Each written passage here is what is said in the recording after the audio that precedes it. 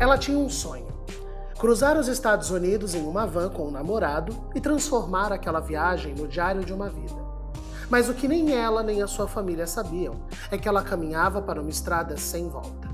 A influencer Gabby Petito relatava em suas redes sociais, com sorrisos e muita felicidade, os momentos de sua viagem. Só que o que ninguém viu, ou talvez fingiu não ver, era o que acontecia fora das câmeras. Até que seu namorado retorna da viagem para casa, porém sozinho. A jovem havia desaparecido, deixando uma incógnita no ar e um público em busca de respostas. A sua ausência virou manchete e uma pergunta ecoou por semanas, sufocando aqueles que a amavam: onde está Gabby Petito? Só que os mistérios não terminam por aí.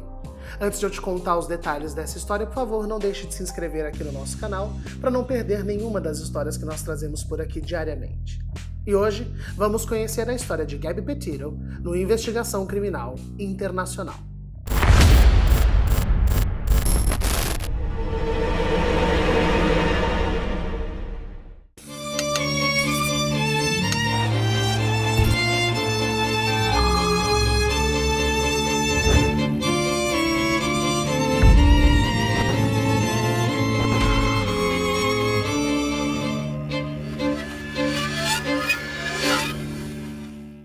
Então, pessoal, nas redes sociais tudo parecia muito bem, tá? A Gabby Petito e Brian Laundrie eram vistos como um casal perfeito, jovens, bonitos, aventureiros. Eles estavam vivendo uma vida que muitos de nós até sonham, que é largar tudo e colocar o pé na estrada juntos para conhecer o país. O casal se conheceu na época do colégio, quando Gabby estava no ensino médio e ela e Brian tinham amigos em comum, e o rapaz tinha acabado de se formar. Juntos desde essa época, então, já faziam planos para um futuro. Gabby sempre foi mais ativa do que ele nas redes sociais. Ela adorava postar selfies, fotos de paisagens, com aquelas legendas muito poéticas. Já o Brian, por outro lado, era um homem mais reservado. Preferia uma vida um pouco mais longe dessa exposição online. Só que antes mesmo dessa viagem, a Gabby e o Brian já se mostravam um casal um pouco complicado. De acordo com alguns amigos dela, o relacionamento era marcado por muitas brigas do casal, vivendo esses altos e baixos da relação. Quando eles estavam bem, estava tudo muito alegre, tudo certo. Só que quando eles estavam mal, era como um vendaval, e isso causava muitos términos e reconciliações, essas idas e vindas, um casal ioiô. Após a conclusão do colégio, eles decidiram que inicialmente não iam continuar com faculdade e iam morar juntos na Flórida, onde os pais de Brian já moravam. Com o passar do tempo morando juntos, Gabby foi notando um comportamento estranho, especificamente da mãe do Brian. Um tipo de ciúmes maternal, estresse fora do comum, e começou a se sentir ruim estando ali na casa da sogra. Foi nesse momento que surgiu então o plano de eles comprarem uma van e transformá-la em um motorhome, para que eles pudessem morar na van e viajar pelos Estados Unidos. Para isso eles trabalharam, juntaram dinheiro, e Gabby sonhava com ser uma influenciadora digital, né? Enquanto o Brian preferia essa vida mais desconectada, como eu falei, porque ele achava a vida de influenciador muito superficial. E essa diferença na concepção de vida gerava conflitos frequentes entre eles. Em um passeio antes da viagem, a Gabby fez um post no Instagram em que ela aparece sorrindo diante de um canyon. A legenda fala sobre superar os seus próprios medos. Dias depois, a Gabby ligou para sua mãe, Nicole Schmidt, chorando e dizendo que havia discutido feio com Brian. Seus seguidores, obviamente, não suspeitavam porque ela não publicava esse lado. Assim como tantos casais dessa era digital, né, a vida que é postada é cuidadosamente montada para que Gabby e Brian sempre parecessem felizes, como a gente vê tantos outros casais de influencers por aí.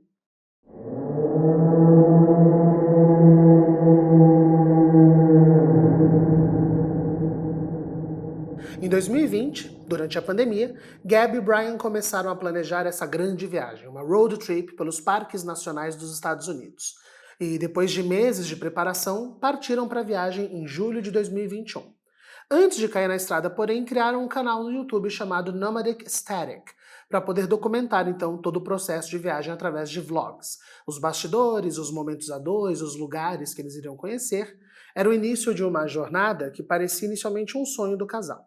Com as malas prontas, o tanque cheio e um mapa nas mãos, Gabby e Brian deixaram a Flórida rumo ao oeste dos Estados Unidos. O objetivo era muito claro: visitar então esses grandes parques nacionais, né, compartilhar essa vida na van, a experiência com o mundo, com esse contato com a natureza. Nos primeiros dias, o roteiro foi seguido à risca. Gabby cuidava do conteúdo digital, o Brian cuidava da rota e da parte estrutural da viagem. Só que os familiares e os amigos começaram a perceber sinais, porque houve momentos em que Gabby ligava para casa chorando, dizendo que estava sobrecarregada, que o Brian não a deixava tomar decisões sozinha e que muitas vezes ela ficava sozinha, ele abandonava ela em lugares remotos depois de brigas.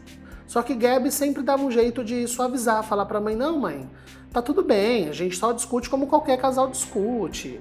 E como tantas mulheres em relacionamentos abusivos, gente, a Gabby parecia não enxergar os sinais como alarmes. Já o Brian, por outro lado, parecia cada vez mais impaciente, mais irritado, não gostava de aparecer nas redes, não gostava de se expor. Quando ela gravava e ele aparecia, parecia que ele se irritava com isso, com o planejamento excessivo da Gabby, com esse jeito mais lúdico, mais sonhador.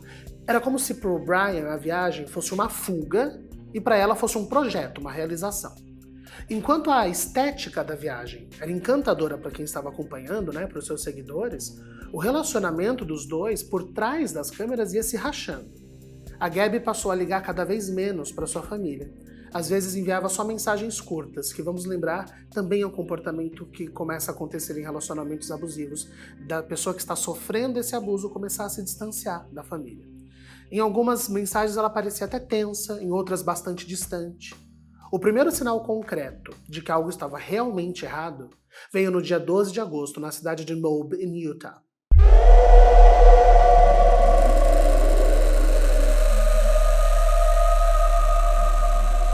Uma ligação anônima foi feita ao 911, um serviço de emergência dos Estados Unidos, porque um homem havia sido visto agredindo uma mulher em frente a um supermercado. O casal que foi visto era Gabby e Brian.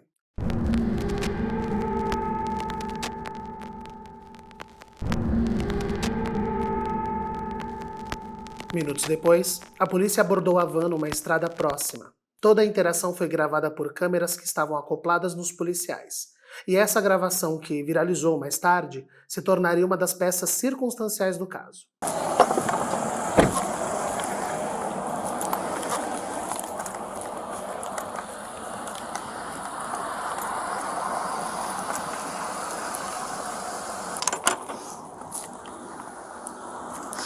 I'm gonna go ahead and close your door, okay? Why don't you come over here?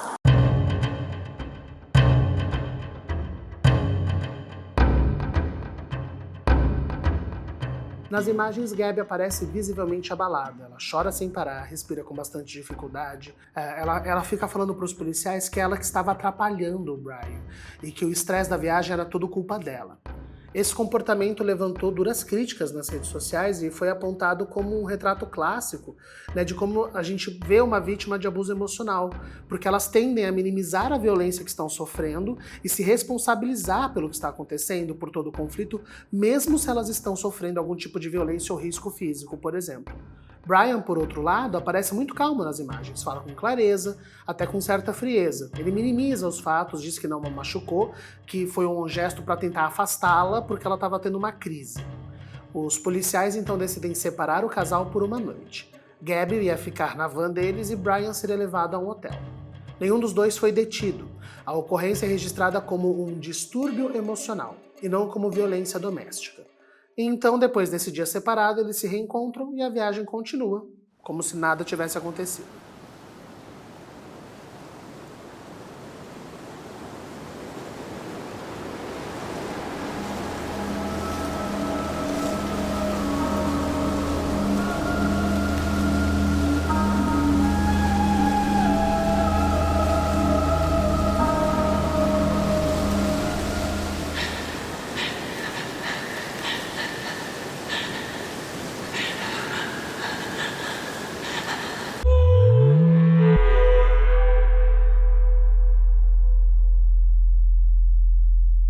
Nos dias seguintes, o tom das postagens de Gabby mudou.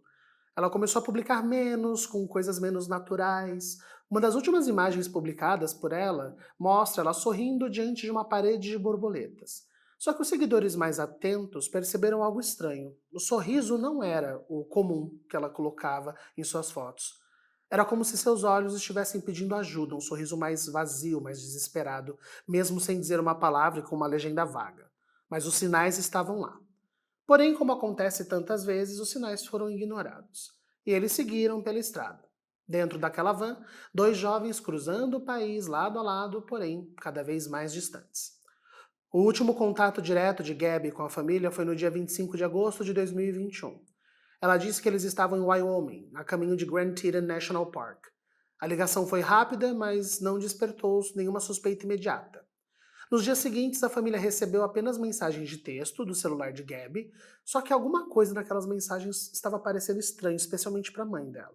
Porque as palavras eram secas, diretas, impessoais. Uma das mensagens dizia que ela estava sem sinal e que não ia conseguir responder por um tempo. Outra mensagem, enviada no dia 30, dizia que ela não tinha sinal em Yosemite. Só que a Gabby nunca esteve em Yosemite. O destino não estava no roteiro do casal e a mãe sabia. Algo estava errado.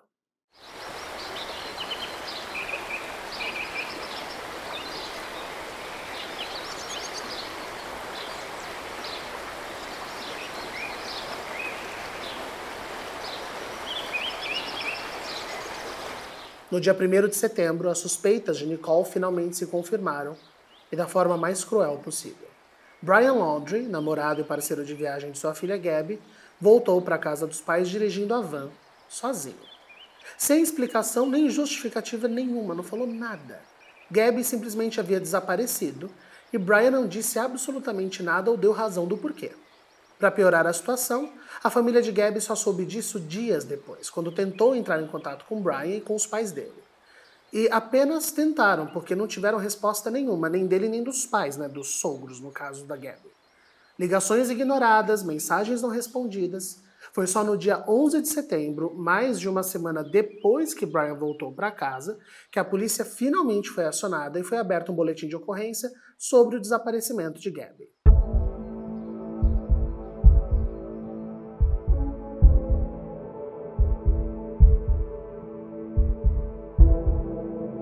A polícia de Northport, na Flórida, foi até a casa da família Laundrie, só que Brian se recusou a falar com eles. Aliás, ele nem saiu para atender os policiais. Foi o advogado da família quem respondeu à polícia, já na porta, informando que Brian não prestaria depoimento. Que já é uma atitude muito estranha, O advogado estar lá já posicionado e preparado para tal coisa. A essa altura, o caso já ganhava força nas redes sociais. O público notou, obviamente, o sumiço de Gabby e mais pessoas foram divulgando a história dela e o desaparecimento. A internet então virou um palco de uma investigação paralela. Com a explosão do true crime nas redes, milhares de pessoas começaram a bancar os detetives amadores e passaram a acompanhar o caso como se fosse um quebra-cabeças público. Eles analisavam vídeos, vasculhavam o Instagram do casal, cruzavam as rotas no Google Maps para entender o caminho que eles fizeram ou para de repente localizá-la, e até encontravam pistas antes da própria polícia encontrar. O desaparecimento de Gabby se tornou um dos maiores casos de cobertura que nós vamos chamar de colaborativa, da história recente. Porque junta uma mistura de obsessão coletiva, de sede por justiça e a esperança de que essa mobilização online poderia mudar o desfecho, apressar um pouco mais a polícia de repente. Enquanto isso, a van de Gabby, que Brian havia trazido de volta, foi finalmente inspecionada, lembrando dias depois, pelas autoridades. Dentro da van, vestígios de uma possível briga entre o casal. Uma zona improvisada, como se ele tivesse tentado organizar, mas continuou bagunçado do mesmo jeito. Itens fora do lugar, pequenos detalhes que apontavam para um fim abrupto da viagem. Só que o Brian não colaborava com as investigações. Não respondia a perguntas, não explicava o que aconteceu, não dava nenhuma justificativa. Até que, no dia 14 de setembro, a polícia foi informada de que Brian, atenção, também havia desaparecido. A família dele disse que ele tinha saído para fazer uma trilha numa reserva natural próxima dali de casa e nunca mais havia voltado. Agora os dois jovens estavam desaparecidos, o que aumentou ainda mais as teorias do público que seguiam atentos ao desenrolar dessa história.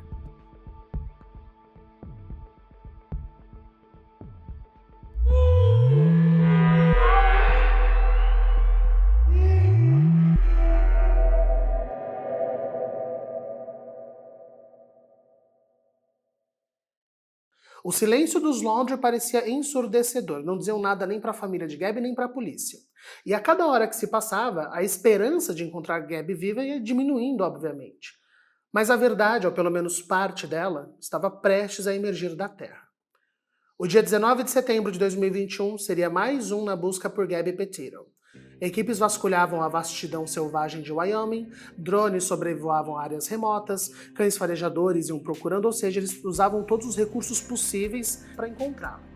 O ponto de referência era o Grand Teton National Park, que havia sido o último lugar onde Gabby foi vista com vida.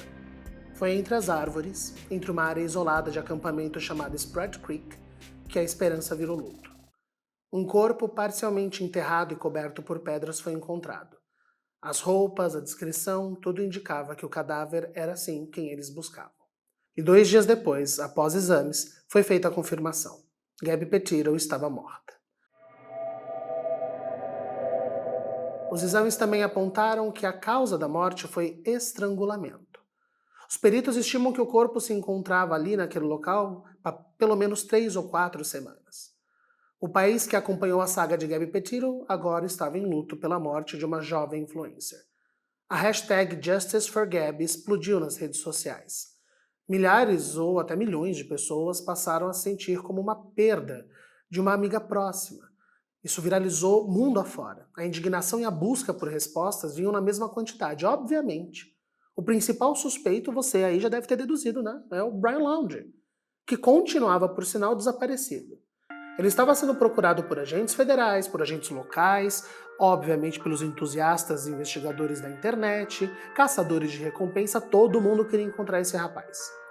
As buscas elas se concentravam numa imensa reserva natural da Flórida, chamada Carlton Reserve, um pântano hostil com trilhas perigosas e presenças de animais selvagens, um local diferente de onde Gabby foi encontrada, muito mais fechado, muito mais complicado.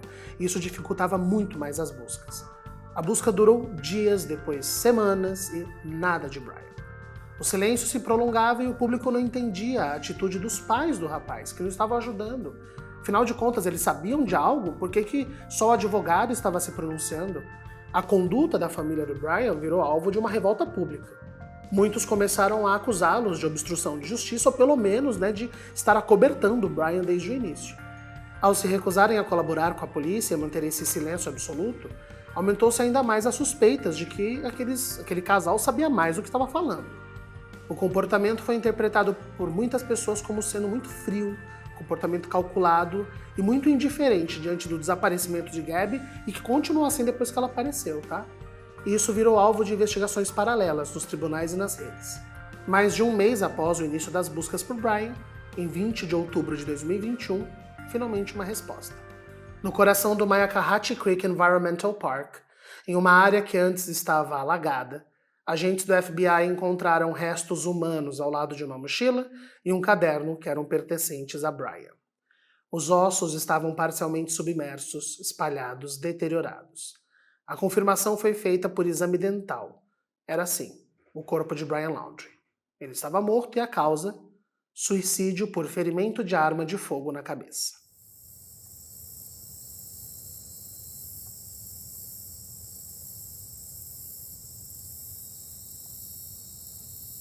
Só que a morte do Brian não foi o fim dessa história. Como eu falei antes, dentro da mochila que foi encontrada, junto ao corpo, as autoridades encontraram um caderno de anotações dele. Apesar de já estar bem danificado pela água, foi possível recuperar parte do conteúdo do caderno. As palavras escritas por Brian formaram o que muitos consideram uma confissão final sobre o que havia acontecido com Gabby. Segundo esses escritos, Gabby havia se ferido durante uma trilha. Estava com dor e em sofrimento e ele, de acordo com as palavras escritas por ele, acreditava que ele assim iria encurtar o sofrimento dela, que havia cometido o ato como um gesto de misericórdia. Óbvio que ninguém acreditou. Nem o FBI, nem a família de Gabby, muito menos o público, não é? Era de conhecimento geral que Gabby tinha sido estrangulada até a morte. Se a história de Brian fosse verdade, não teria motivo algum para ele não buscar ajuda. Ele não ligou para emergência, não ligou para os pais da Gabby, não falou com ninguém. O que ele fez depois de cometer o crime foi pegar a van, dirigir mais de 3.000 quilômetros de volta e agir como se nada tivesse acontecido.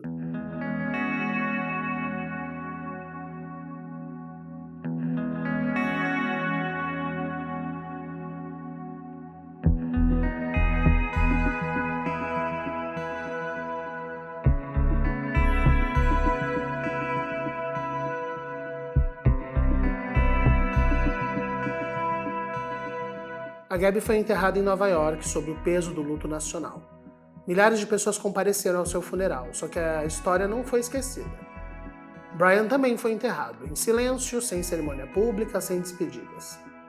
O fim de um ciclo que começou com um amor jovem, com sonhos de pegar a estrada e liberdade, terminou com tragédia, com um ato covarde e escuridão.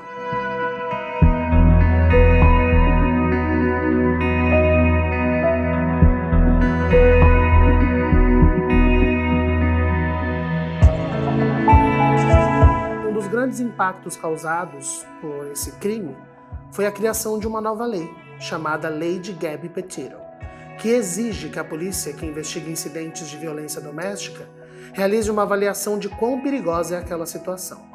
Para fazer isso, então, para poder levantar esse dado, uma série de 12 perguntas deve ser feita a qualquer suposta vítima de violência doméstica. As perguntas que são feitas são: o agressor já usou uma arma contra você ou te ameaçou alguma vez com uma arma? O agressor já ameaçou matar você ou seus filhos no meio de uma discussão? Você acredita que o agressor tentaria mesmo te matar? O agressor já estrangulou ou já tentou estrangular você? O agressor tem uma arma ou poderia obtê-la facilmente? O agressor é violento ou constantemente ciumento? Ou ele controla a maioria das suas atividades diárias, por exemplo? Você deixou ou se separou do agressor depois que vocês estavam morando juntos ou se casaram? O agressor está desempregado? Até onde você sabe, o agressor já tentou suicídio? Você tem um filho que o agressor acredita que não é filho biológico dele? O agressor já seguiu, espionou ou deixou mensagens ameaçadoras para você? Há algo mais que te preocupa em relação à sua segurança? E se sim, o que é essa preocupação? Então essas perguntas são usadas como base para poder entender se aquela situação é uma discussão pontual, se estamos de fato num ambiente de violência doméstica. A Gabby Petito virou um símbolo da importância do debate sobre o abuso emocional, sobre a violência doméstica e como muitas vezes esses sinais, esses dados estão ali, bem diante de nós. Só que ou a gente não vê ou fica tratando superficialmente. A simpatia de Gabby conquistou um público muito grande, que via nela uma irmã, uma filha, uma amiga. Para muitas mulheres também via um espelho de si mesmas, uma mulher buscando liberdade, felicidade e romance. Pessoal, acho que o mais importante desse vídeo é a gente lembrar que Gabby não foi a primeira, e que infelizmente não vai ser a última vítima que vai escancarar uma verdade difícil de nós ignorarmos. Relacionamentos tóxicos, abusivos, nem sempre começam com ferimentos físicos e gritos. Às vezes começam com silêncio, com ciúmes disfarçado de cuidado, com aquele pedido de é só para mudar uma coisinha, faz isso por mim, você tinha que ser mais bacana comigo, e vai controlando a pessoa. As coisas vão vindo aos poucos, esse controle até que a vítima não saiba mais como sair desse enclausuramento psicológico. Nos Estados Unidos, 1 em cada 4 mulheres já sofreu violência doméstica. No Brasil, a cada 4 minutos, uma mulher é agredida. E em 76% dos feminicídios, o agressor era alguém muito próximo. Um companheiro, um ex, alguém que dizia amá-la. Gabby virou um símbolo de uma dor que atravessa fronteiras, de uma ferida aberta e que sangra na nossa sociedade. E um lembrete cruel de que o tempo entre o primeiro sinal de abuso e o fim pode ser muito curto. Olha só, se você está num relacionamento que te machuca física ou emocionalmente, lembra, a gente não precisa chegar à agressão física. Se está te maltratando, busque ajuda. Converse com alguém de confiança, ligue para 180. Não espere o silêncio virar uma ausência. Enquanto isso, por aqui, nós seguimos contando histórias necessárias para que a atenção seja redobrada. Eu espero vocês no próximo Investigação Criminal Internacional.